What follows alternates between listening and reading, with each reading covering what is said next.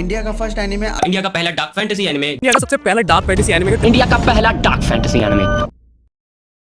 तो अगर मैं आपसे पूछूं कि इंडिया का फर्स्ट एनिमे या मैं कहूं एनिमेटेड मूवी, क्योंकि सिर्फ जापान के एनिमेशन स्टाइल को ही एनिमे कहा जाता है, जैसे कि कोरियन का मानवा, चाइनीज का डोंगवा, तो कौन सा एनिमे स्टाइल मूवी इंडिया का फर्स्ट एनिमे है?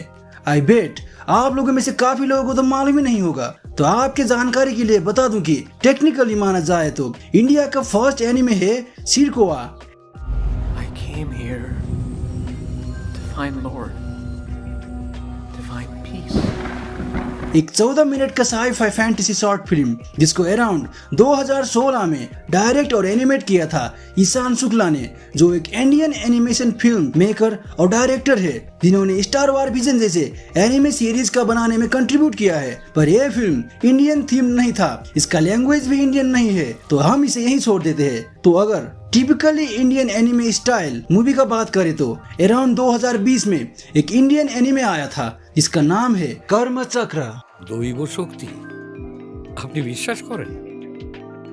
ওসব তো जिसे दुर्गा स्टूडियो ने एनिमेट किया था। तो एक्चुअली 90 मिनट का एनिमे होने वाला था, पर उस टाइम इंडिया में एनिमे का उतना हाइप ना होने के कारण इसका थोड़ा सा ही पार्ट यूट्यूब पे अपलोड किया गया है। अब इसका एनिमेशन और स्टोरी भी काफी अच्छा है। बंगाली लैंग्वेज का ये फिल्म इंडिया का फर्स्ट एनिमे माना जाता है। तो सवाल ये आता है कि कुछ लोग आज के दिनों में ये क्यों क्लेम कर रहे हैं कि वो इंडिया के फर्स्ट एनिमे बनाने वाले हैं?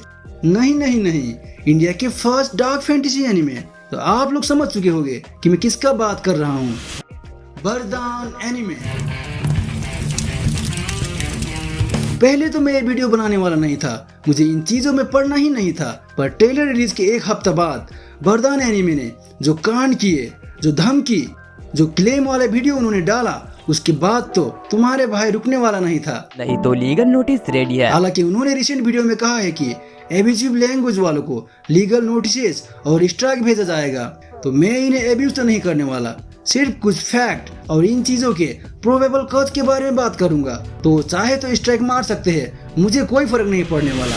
कहानी शुरू होता है आज से 10 महीने पहले, जब बरदान एनिमे चैनल, जिसे एक नीलू गढ़वाल नाम का बंदा हैंडल करता है, उस चैनल में एक अनाउंसमेंट आता है कि ये लोग इंडिया का first ever anime, I mean dark fantasy anime इसी सितंबर को इंट्रोड्यूस करने वाले हैं। और उसके बाद पूरा इंडिया में जो खलबली मचा, इस चीज ने यूट्यूब पर जो पॉपुलैरिटी हासिल किया, चाहे वो खराब वाला ही क्यों ना हो, पर अब हर लोगों के दिमाग में यही सवाल, क्या बरदान एनिमे सच में एक first Indian dark fantasy anime बनाने वाले हैं? क्या वो एकदम से ओरिजिनल इंडियन कैरेक्टर और पूरे नए स्टोरी के साथ आएंगे जिसे लोग फर्स्ट इंडियन एनिमे कह सकते हैं? अब इन्हीं सारे सवाल इंडिया के काफी सारे लोगों के दिमाग में फैलने लगा। और आज से 10-12 दिन पहले बरदान एनिमे वालों ने एक टीजर ट्रेलर रिलीज किया जिसका नाम था बरदान, जिसमें उन लोगों ने जो हगा ना भाई, मेरा तो दिमाग इतना बुरा खराब हुआ कि मैं सोचने लगा क्या बाबासीर दिखा दिया इन्होंने। इसे तो हम टीजर ट्रेलर भी नहीं कह सकते। अब इस टीजर ट्रेलर में स्टोरी का तो बात छोड़ो, अगर इसमें कैरेक्टर इंट्रोडक्शन भी हम देखें तो उसमें भी शर्म आता है। इंडिया के फर्स्ट एनिमे बोल के जो इन्होंने AI जेनरेटेड दूसरे एनिमे का कैरेक्टर्स और बैकग्राउंड विथ घटिया सा इंट्रोडक्शन एनिमेशन के साथ दिखा के जो इंडियन ऑडियंस का काटा है, लिटरली हंसी से पहले आपके मुंह से गाली निकलेगा। फिर तो क्या था, पूरा यूट्यूब उन पर टूट पड़ा, हर कोई इनके बारे में बात करने लगा, इन्हें ट्रोल करने लगा। पूरा हफ्ते में किसी ने भी इनका सपोर्ट नहीं किया, सब बस इनका मजाक उड़ाने लगे। पर सवाल यह है कि बरदान एनिमे वालों ने ये सब किया क्यों? इन्होंने लोगों से झूठ बोले, लोगों को अंधेरे में रखे, पर क्या आपने कभी सोचा क्यों? तो मैं आपको बताता हूँ, ये सब चीजें करी गई है for the cloud, for the engagement.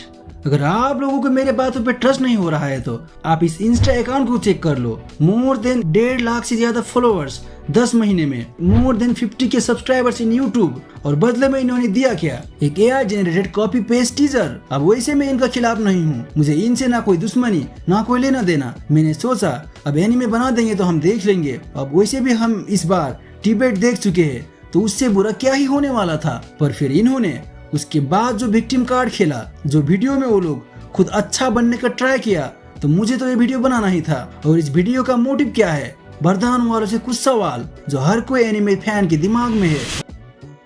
पहला सवाल, अगर आप लोग इंडिया का फर्स्ट एनिमे स्टाइल मूवी बनाने का क्लेम कर रहे हो तो आप लोग इसे एनिमे कैसे कह सकते हो? आप लोगों को इतना तो नॉलेज होगा कि अगर इंडिया में कोई एनिमे बनेगा तो उसे आप एनिमे नहीं कह सकते। और दूसरा सवाल, आप क्लेम कर रहे हो कि वो कैरेक्टर्स, बैकग्राउंड कुछ भी एआई जेनरेटेड नहीं है, सब जो आर्टिस्ट से टीजर ड्रॉन आपने है। देखा वो एडिटर्स और एनिमेटर्स की रातों की नींद लेकर बना है। तो क्या आप लोग इसे Indian style character Indian theme में नहीं रख सकते थे? क्या इसे जापानीज स्टाइल में रखना जरूरी था?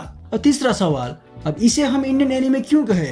पूरा कैरेक्टर डिजाइन तो जापानीज और कोरियन है। और क्या कोइंसिडेंस है कि आपका सारा कैरेक्टर दूसरे जापानीज और कोरियन एनिमे कैरेक्टर्स की डिट्टो कॉपी है? और आखिरी सवाल, जो रिसेंट वीडियो में आप लोगों ने बोला है कि आपका आइडिया पहले मांगा ड्रॉ करना था और टीजर अप्रैल से बनाना शुरू किया, तो टाइम के प्रेशर में टीजर ट्रेलर ऐसा बना, पर अनाउंसमेंट तो 10 महीने आगे किया गया था। तब तो कुछ स्टोरी, कुछ स्क्रिप्ट, कुछ तो प्लानिंग करने के बाद अनाउंसमेंट किया होगा ना। If your aim is to make Indian anime within a year, तो अनाउंसमेंट भी प्रॉपर प्लानिंग के बाद ही किया होगा ना।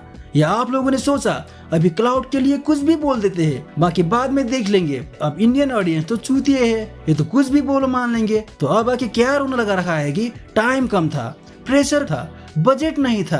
क्या आप लोगों ने आरजी बकेट लिस्ट का नाम सुना है? क्या आप लोगों ने नॉट योर टाइप का नाम सुना है? I tell you the actual problem क्या था। एक दिन बर्तन एनिमे का दिमाग में आया कि कुछ भी एआई जेनरेटेड वीडियो बना के डाल देता हूँ और बोल देता हूँ कि इंडियन फर्स्ट एनिमे। वैसे भी इंडियन ऑडियंस बेवकूफ ही तो है, वो तो कुछ भी देख लेंगे। फिर जब उस वीडियो में बढ़िया एंगेजमेंट आ गया, बढ़िया हाइप मिल गया और ऑडियंस जब आगे का डिमांड करने लगे, तो अब इनका पास कोई भी आइडिया नहीं था कि करना क्या है। झूठ तो बोल दिया, अब ऑडियंस को कुछ तो देना पड़ेगा।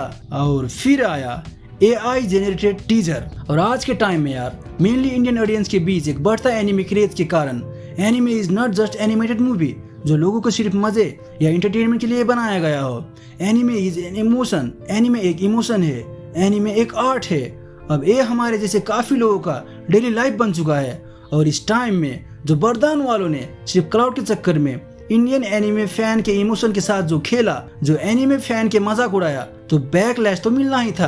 पर अगर बरदान वालों ने कुछ भी ओरिजिनल आया होता, चाहे वो 10 महीने या 10 दिन के अंदर ही क्यों ना होता, अगर इंडियन ऑडियंस कुछ भी ओरिजिनल देखते, चाहे वो कितना भी इनकम्प्लीट और इम्परफेक्ट क्यों ना हो, तो बात कुछ अलग होता। ऑडियंस इतना फ्यूरियस नहीं होते और बरदान एनिमे को इतना हेट नहीं मिलता।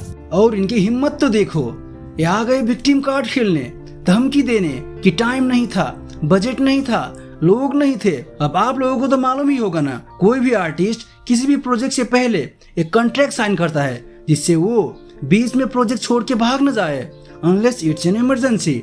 पर बरदान वालों को तो ये बात ही मालूम नहीं होगा। अब विदाउट प्रिपरेशन के ठगने चलोगे तो पकड़े तो जाओगे ना।